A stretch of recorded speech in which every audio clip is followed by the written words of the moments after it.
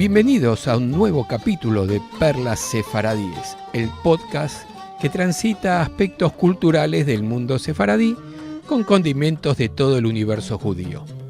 Este podcast está producido por el Centro Cultural Sefarad de Argentina y esefarad.com y está realizado por María Esther La Chuchi Sigüiner, quien además le pone la voz. María Esther comenzó haciendo estas grabaciones para su grupo de la comunidad sefaradí de Tucumán y que a raíz de la pandemia durante 2020 encontró este camino para seguir en contacto con ellas. Gracias a su gentileza hemos rescatado estas grabaciones y ahora están convertidas en podcast para que usted los disfrute. Cada semana un nuevo capítulo. En este segundo capítulo, en este segundo podcast de la serie, nos va a hablar de escritores sefaradíes porteños. La escuchamos. En la tarde de hoy me voy a referir a un tema que se titula Escritores sefardíes porteños. La característica de este tema es que no pertenece a mí, sino a Ricardo Feuerstein. Ricardo Feuerstein es un escritor, arquitecto, editor y periodista y publicó una veintena de libros, entre novelas, ensayos, cuentos y poesías. Y se destaca su ya tradicional y clásica Historia de los judíos argentinos. Después de referirse brevemente a lo que sucedió a partir de la victoria de Caseros, cómo se fue unificando el país, entra luego a considerar que en épocas modernas se llama sefardim o sefardíes a los judíos que descienden de aquellos que moraban en la península ibérica hasta la expulsión.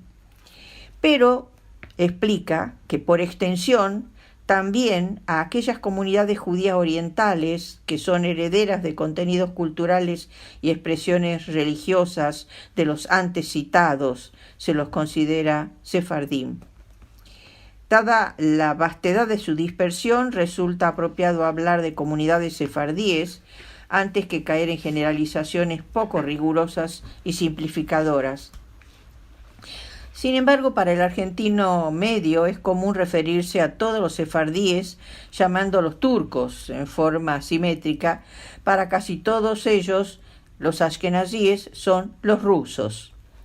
El criterio abarcador, finalmente, según Feuerstein, define como sefardí a todo sector judío no ashkenazí, incluyendo a judíos periféricos como los oriundos de Bújara o a los judíos italianos, comunidad cuya historia es mucho anterior a la expulsión de 1492. La oleada inmigratoria a la Argentina comienza con los sefardíes procedentes del Magreb en la década de 1870, seguida de hispanohablantes que proceden de Grecia, de sus islas y de los Balcanes. Unos años más tarde comenzaron a llegar los judíos del Medio Oriente, los de Alepo, los de Damasco, de la entonces provincia de Siria, que pertenecían al Imperio Otomano, y de Turquía, como también los oriundos de Hama y Beirut, de Líbano.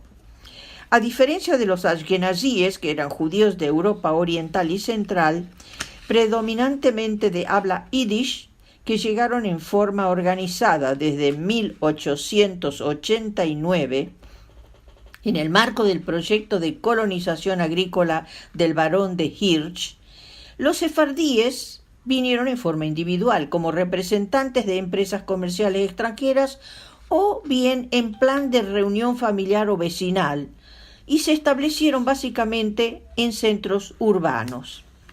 En décadas posteriores llegarían los judíos italianos, expulsados por el fascismo de Mussolini, y otros grupos procedentes de países árabes. Echemos una mirada entonces al grupo de escritores porteños de origen sefardí que han marcado una impronta sobre el árbol que metaforiza estas amadas calles como parte del rostro de Buenos Aires, dice Ricardo Feuerstein. hemos imaginado la cartografía de esta producción como un organismo vivo y diversamente conectado en su entorno. En este barrio judío sefardí del Buenos Aires literario aparecen 7 grandes avenidas por las que transitan algunos de estos creadores que residen allí o vienen seguido de paseo. Este damero de textos como edificios se relaciona alternadamente con las experiencias y códigos cotidianos y con el pasado inmigratorio. Su clasificación en cada una de las avenidas que cruzan el barrio escapa a las posibilidades y límites de este breve trabajo, dice él, pero por lo menos trataremos de enumerar algunos autores para significar el considerable corpus narrativo de este origen que ha dejado sus huellas en la ciudad. Comienza mencionándolo a León Benarós, que nació en 1915 en San Luis, que proviene de una familia de origen marroquí. Llegó muy pequeño desde Villa Mercedes a Buenos Aires, vivió en La Pampa y en Mendoza. Fue miembro de la generación del 40 junto a Julio Cortázar, Enrique Molina y Olga Orozco. Poeta popular, sus primeros libros fueron de origen existencial. Décimas encadenadas, en el 62, Memorias ardientes, en el 70, y luego escribió romanceros criollos, temas de folclore como La Tempranera, gran éxito de Mercedes Sosa, tango como Oro y Gris, de Mariano Mores, y Candombe, Cara de Negro, con Sebastián Piana. También León Benarós es autor, entre muchísimos otros textos, de 3 tomos para la materia Cultura Ciudadana, con los que estudió toda una generación de alumnos secundarios durante el gobierno peronista. Se vendieron 100.000 ejemplares. Es un incansable recopilador de la pequeña historia popular, como la llama.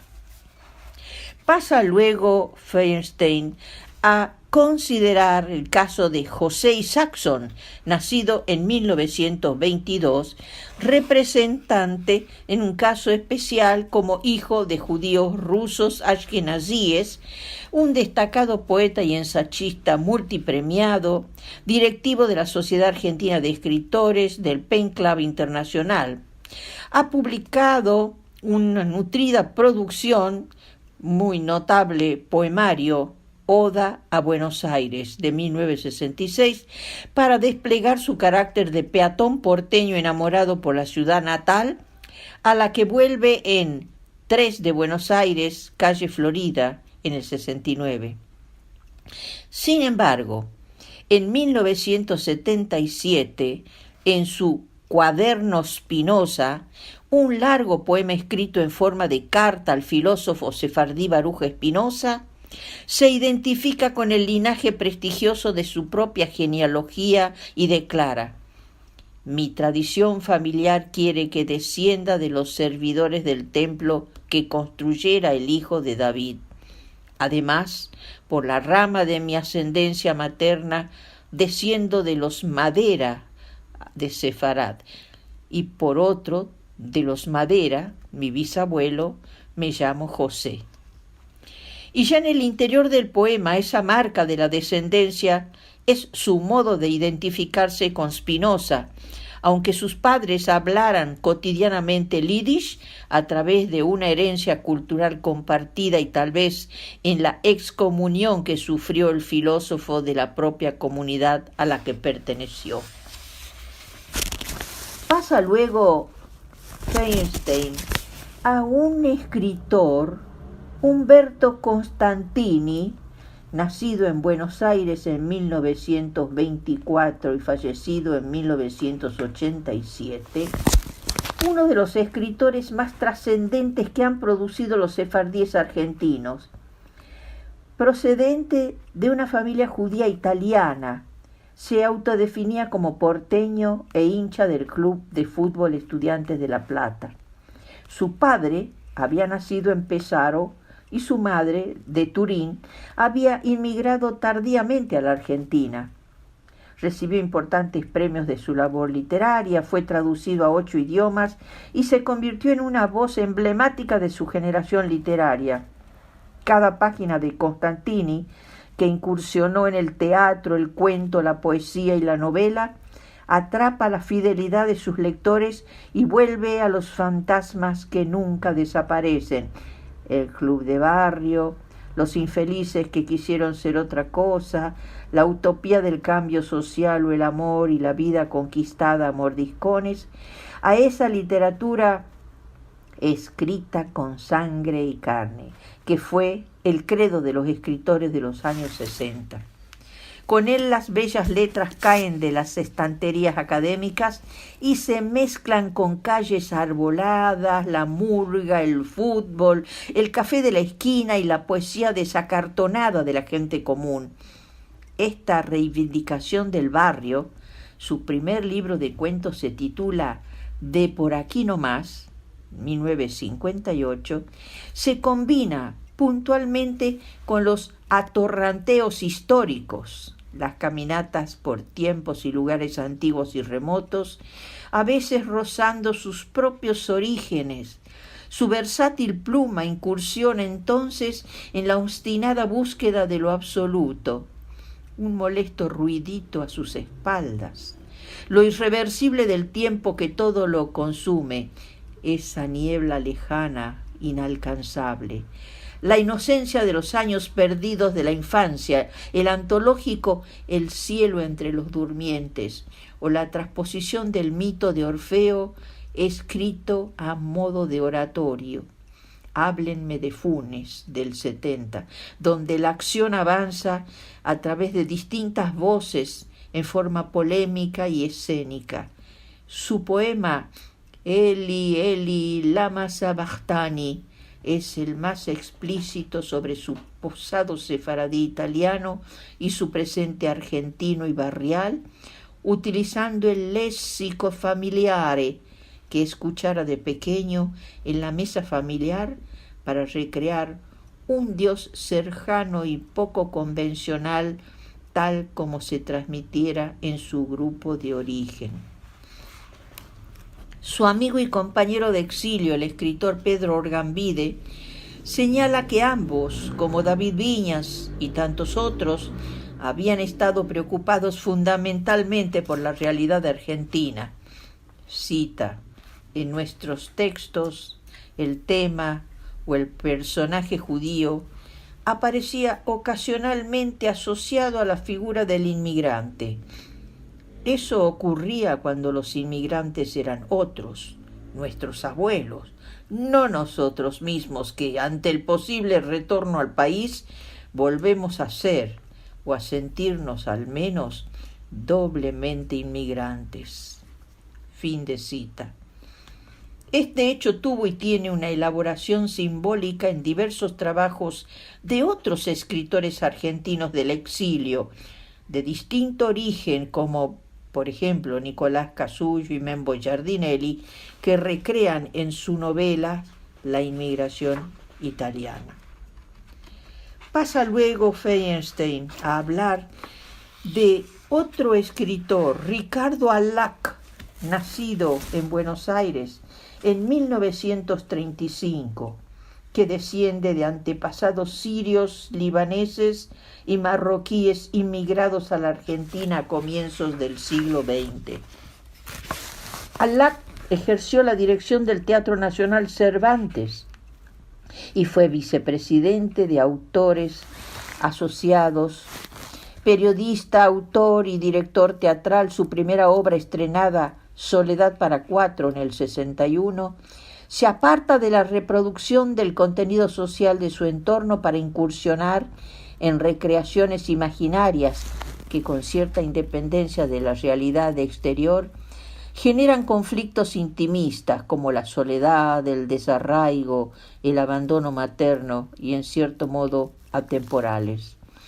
El contrapunto de personalidades opuestas gira alrededor de un cierto estado de perplejidad ante todo aquello relacionado con los afectos, por lo que turbulencias de carácter y sentimientos se imponen sobre consideraciones partidistas o contenidistas. Entre sus casi 20 obras figuran Fin de diciembre, Estela de madrugada del 65, Segundo tiempo del 78, El destete del 84, Viva la anarquía del 92, 1000 años, un día del 93, escrita en ocasión de la celebración o conmemoración del 5º centenario de la llegada de los españoles a América y donde retoma la expulsión de los judíos de España en la misma fecha.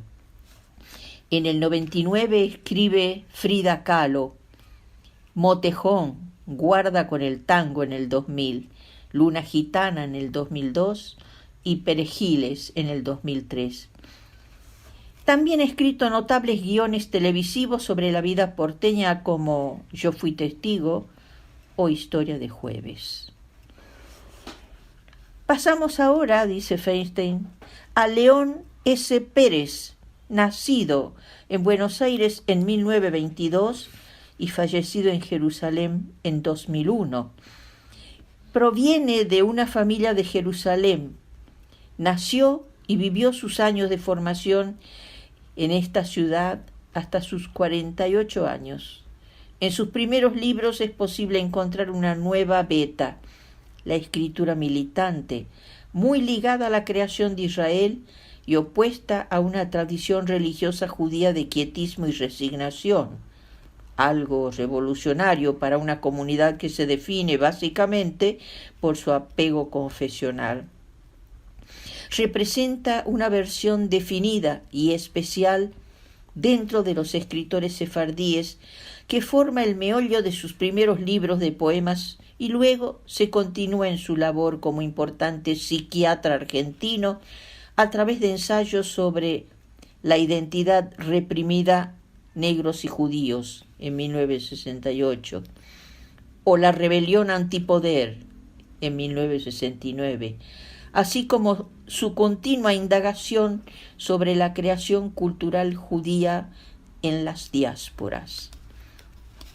Pasa luego a considerar el caso de Marcos Ricardo Barnatán, nacido en Buenos Aires en 1946, quien desciende de una antigua familia sefardí de origen hispano-sirio y reside en España desde 1965, aunque él ha nacido y ha crecido en Buenos Aires.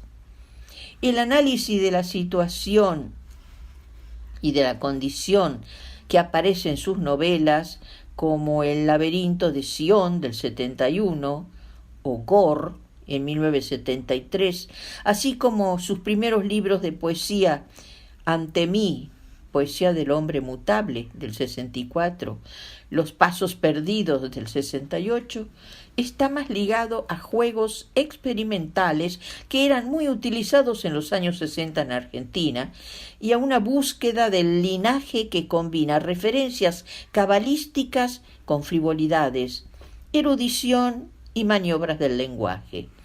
La licitud y el orgullo por el origen se entremezclan con la tentación del matrimonio mixto y una pertenencia que finalmente parece hallarse ligada al esoterismo y la alquimia de lo simbólico antes que a experiencias concretas de despliegue identitario en una nueva tierra. Ahora veamos el caso que trata Feinstein de Asher Benatar, nacida en Buenos Aires en 1939, contador público, fotógrafo, guionista de cine y escritor. Entre sus narraciones se cuentan Pido, no juego más, del 71, El juego de la ausencia, del 74, Perversidad de los hoteles, del 85, La noche de los gallos de Riña, del 87. Liliana Mizrahi, nacida en Buenos Aires en 1943, es licenciada en Psicología y autora de ensayos sobre psicoterapia como La mujer transgresora, acerca del cambio y la ambivalencia de 1987. Liliana Misray ha escrito numerosas notas periodísticas sobre cuestiones de género y temática cultural, así como libros de poesía, entre ellos Los mágicos juegos en el 81, Bautismos y fundaciones en el 85 y Hembras del ave del paraíso del 96. Ana María Shua, nacida en Buenos Aires en 1955, hija de padres libaneses y madre polaca, una suerte de matrimonio mixto entre las dos ramas del judaísmo. Autora de más de una veintena de libros, desde las novelas Soy paciente del 80 y Los amores de Laurita del 84, que fue llevada al cine, hasta La sueñera del 84, y además volúmenes de poesía, cuentos, antologías y textos feministas, multipremiada en concursos literarios nacionales e internacionales y traducida a varios idiomas. Ana María Shua se ha convertido en un referente central a la hora de enumerar creadores literarios de este origen. Algunos de sus textos, en especial El libro de los recuerdos de 1993 y Risas y emociones de la cocina judía del mismo año, se introducen en historias familiares que dibujan con un tono sarcástico cargado de humor la problemática entre los valores tradicionales y la vida de las nuevas generaciones argentinas. Reina Roffé nació en Buenos Aires en 1951, el mismo año que Ana María Shua, descendiente de una familia de origen judeo-marroquí. Estudió letras y periodismo y fue a residir a España a fines de los años 70. Su primera novela es Llamado al Puf, del 72, escrito por una jovencísima veinteañera. Monte de Venus, editado en 1976, se despliega sobre una época trágica y definitoria de la Argentina, 1973-1976, cuyo valor metafórico aparece como violenta epifanía recién en las páginas finales, con frases muy cortas y rígidas, urgidas por una acción permanente. Casi como testimonio periodístico, se desgraba el testimonio de Julia Grande, una mujer lesbiana y perteneciente a la picaresca de Buenos Aires, que relata, se sabrá luego, sus memorias de vida a la profesora de literatura de la escuela secundaria nocturna donde ocurre. Julia, la protagonista, representa algo más que una elección, ya que no desviación sexual y cierta básica amoralidad. Julia Grande, protagonista de esta novela, nacida en 1945, no parece alocado suponer una metáfora personal. Ella es el peronismo argentino, desviación de la normalidad burguesa, que puede acostarse con casi todos, pero terminará sola y perdida en esos años en que el movimiento justicialista pierde a su líder. En 1987 publicó otra novela, La rompiente. Pasamos ahora a Salvador Benedra, nacido en 1952 y fallecido en 1997. Provenía de una familia turca de Esmirna. Era psicólogo y docente de epistemología genética en la Universidad de Buenos Aires. Dominaba 7 idiomas y realizó numerosas traducciones antes de quitarse la vida en plena producción creativa, a los 44 años. Su novela El traductor, en 2003, donde parecen adivinarse rasgos autobiográficos en las andanzas de un narrador que atraviesa amores contrariados y discusiones políticas en Buenos Aires, fue finalmente parte del Premio Planeta y alcanzó 2 ediciones. Dejó inédito el libro El Camino Total. Ahora veamos el caso de Héctor Rubén Levi Daniel, nacido en Buenos Aires en 1961, que desciende de 4 abuelos inmigrantes sirios, dramaturgo, licenciado en filosofía y docente. Ha escrito una docena de importantes obras teatrales, así como guiones cinematográficos y televisivos. Entre sus títulos estrenados se destacan Memorias de Praga, en 1998, Serena Danza del Olvido en el 2000, Los Insensatos en el 2001 y la trilogía Las mujeres de los nazis en el 2008.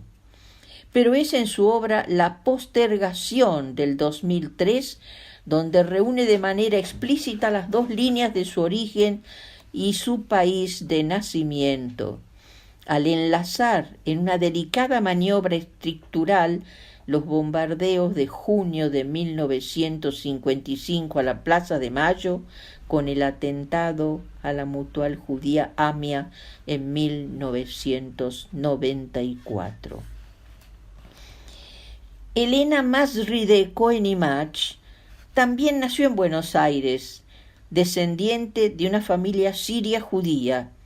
Psicóloga y periodista, ha publicado un poemario, El vientre del pez, en el año 2000, donde con elaborado lenguaje y un cuidado uso de la metáfora, indaga temáticas afines a una identidad en formación.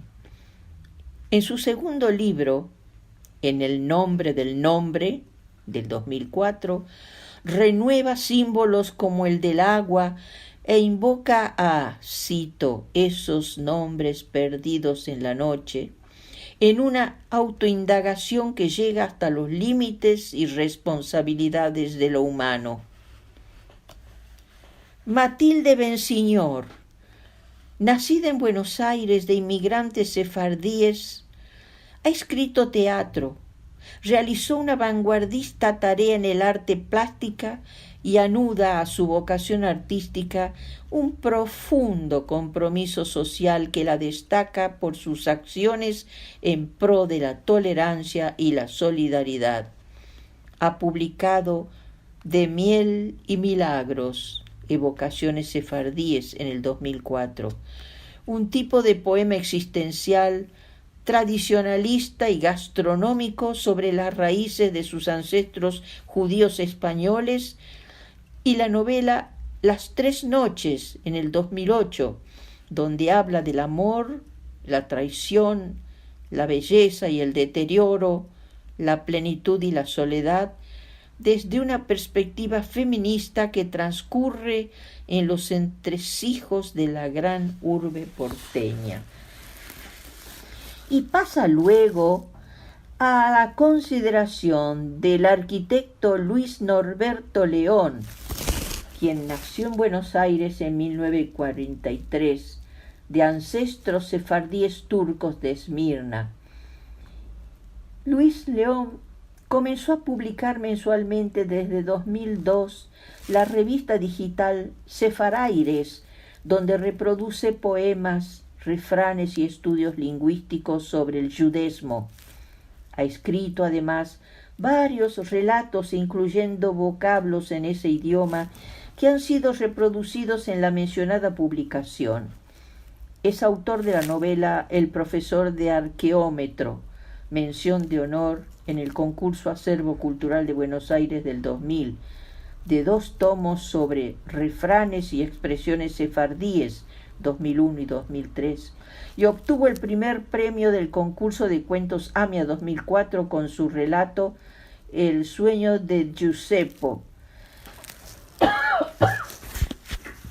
Alrededor de esa publicación digital se dieron a conocer una interesante cantidad de nuevos escritores que tratan de fijar en sus trabajos la peculiar mixtura entre Sefarad y Buenos Aires, yendo del bar Izmir al tango o de las crónicas de fiestas familiares a las historias cotidianas de las calles barriales. Entre ellos es posible citar a José Mantel, quien nació en Buenos Aires en 1943, cuyos antecesores llegaron de la ciudad turca de Esmirna, que se caracteriza por sus minuciosas páginas sobre el pasado cercano de Villa Crespo sefardí, y Alberto Benchuan, nacido en Buenos Aires en 1954, experto y sugerente, cuentista también con antecedentes turcos. María Cherro de Azar, nacida en Buenos Aires en 1944, actual coeditora de Sefaraires, proviene de inmigrantes sirios y ha trabajado con particular precisión las crónicas familiares y festivas de las familias sefardíes porteñas, así como sus costumbres y sus tradiciones. Carlos Schwarzer, Buenos Aires, 1953, pertenece también a una familia mixta de abuelos maternos sefardíes turcos nacidos en Esmirna y abuelos paternos ashkenazíes de Europa Oriental. Es historiador y periodista. Se ha especializado en trabajos narrativos de investigación sobre la vida cotidiana de los sefardíes porteños, basados en recopilación de testimonios orales sobre las primeras décadas del siglo XX, tanto como en recuerdos autobiográficos. Esos tiempos en que casi todos nuestros padres eran argentinos, pero la mayoría de nuestros abuelos habían llegado de todos los lugares. Por eso, cuando nos llamaban los vecinos, escuchábamos: «Nene, pibe, íngale, ragazzo, chaval, manzebico». Así, incursión en una callejuela de Izmir en Buenos Aires.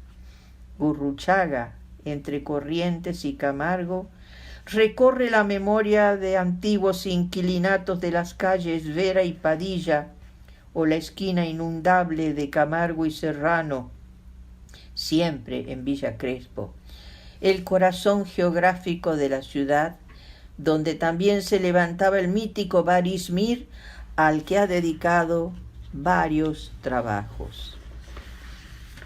Graciela Teva de Riva, nacida en Buenos Aires en 1941, es descendiente de turcos de Esmirna, escribe cuentos en yudesmo como aquel que recuerda las andanzas de una famosa bailarina, Madame Mili, precisamente en el bar Izmir, en las primeras décadas del siglo XX. Un fragmento de esa recreación señala, cito: «Antes que la odalisca baile, la música griega y turca ayudaba a ambientar junto al raquí, que muchos se ponían preto candil de beberlo. Esa noche había mabulaná de musafires del barrio y otras partes de la ciudad esperando ver a la afamada Madame Mili. Los chalguilguíes estaban listos y sentados con el canún, lud y dumbelec cuando empezaron a tañir, y ella estaba esperando detrás de la cortina de chifón rojo. La abrieron y saliendo comenzó a bailar. Entre salidos estaban todos. Con qué estilo meneaba la cadera, las manos y los brazos llenos de manillas. Veamos ahora el poeta Carlos Levi, nacido en 1942, un importante protagonista cultural de la vida literaria argentina, autor de numerosos libros de poemas y funcionario cultural en Mendoza. Acababa de publicar, en honor y recuerdo de sus padres y abuelos, una completa traducción al yudesmo del poema épico argentino Martín Fierro en el 2005, cuya conocida primera estrofa resuena ahora de esta manera: aquí me meto a cantar yo al tañer de la guitarra, cual o al hombre lo apaña un penserio engrandecido, bilbilico solitario con el dizir se consola. Un subgénero definido e interesante dentro de lo que genéricamente se denomina narrativa son los libros de memorias, que ofrecen un muy abundante material sobre costumbres, vida cotidiana, tradiciones, gastronomía y cultura en un sentido antropológico de las diversas comunidades sefardíes argentinas. Este conjunto de textos, en general perteneciente a adultos mayores, que quieren dejarlo como testimonio para sus descendientes y de los que solo citaremos un par, tienen diverso valor literario, pero en general alta calidad documental. El mundo familiar característico de los yidios de Turquía puede seguirse a través del libro de Estela Levi, nacida en Esmirna en los primeros años del siglo XX, llamado Crónica de una familia sefardí, 1983. Se trata de un delicioso relato de alto valor documental, centrado fundamentalmente entre los años 1910 y 1926. Comienza su duro trabajo recorriendo las calles para vender medias, camisetas o baratijas. Establece su cuartel y vivienda en Villa Crespo junto a algunos pocos paisanos de su ciudad y otros de Esmirna y Rodas, con los que puede intercambiar términos en ladino y evocar las mismas nostalgias. El agua que sale de las canillas y la iluminación de las calles, así como el acceso a una buena alimentación, deslumbran a los nuevos argentinos arribados al país con los festejos del centenario en 1910.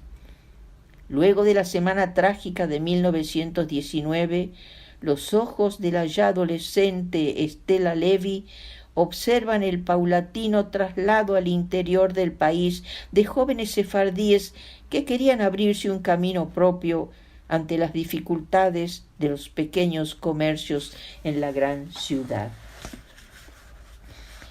Argentino S. Lineado nace en 1914 y recopiló sus recuerdos imborrables en 1994. Primer vástago nacido en el país e hijo de inmigrantes sirios, su nombre, Argentino Sazón, tienen algo de casual por el desconocimiento del idioma al inscribirlo en el registro civil.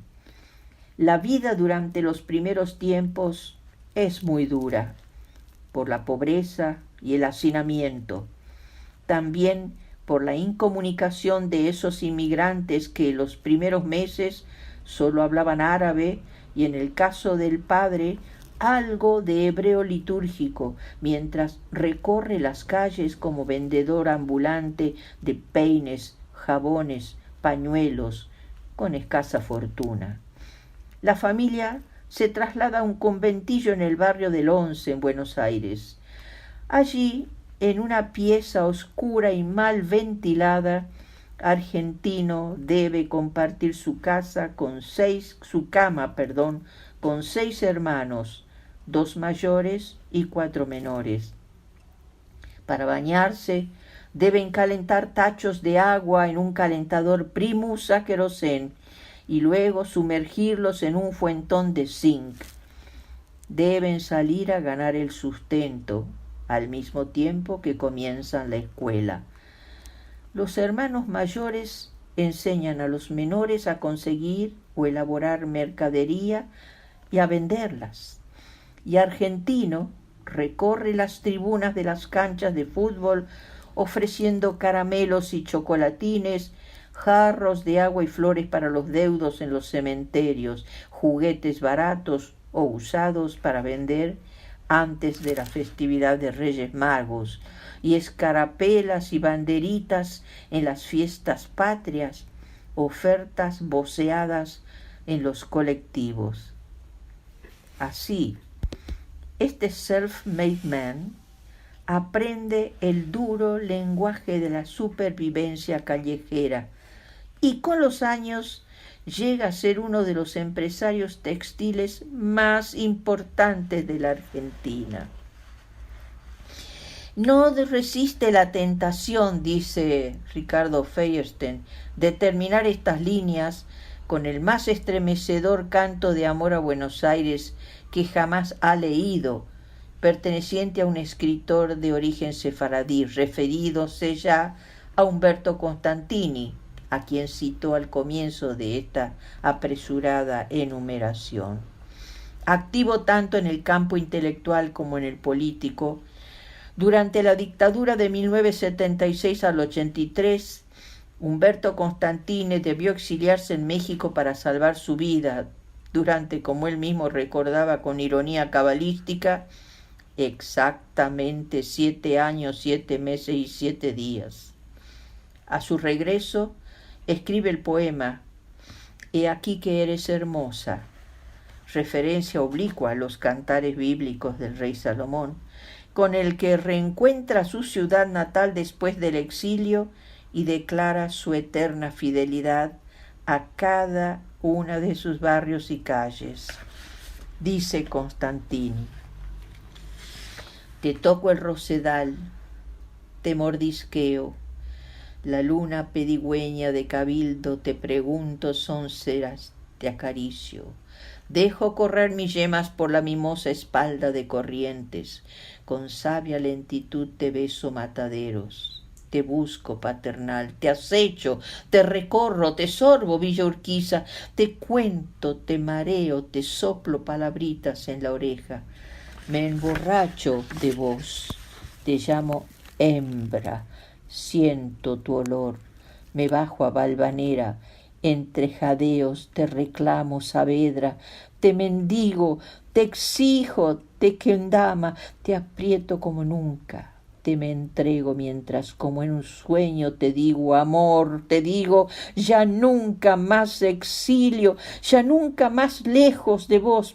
paloma, primavera, regazo, Buenos Aires. Y aquí donde finaliza el recorrido que hace nuestro amigo Ricardo Feuerstein sobre los escritores sefardíes porteños. Un valioso recuerdo que me ha parecido interesante poder transmitirlos a ustedes. Un abrazo, Chuchi.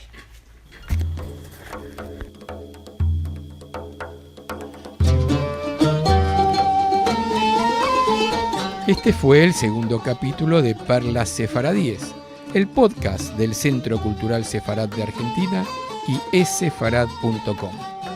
Mi nombre es Marcelo Benveniste y los espero en nuestro próximo podcast, en el que la Chuchi nos hablará de uno de los productos naturales que tienen emblemática presencia en la cocina sefaradí, el membrillo.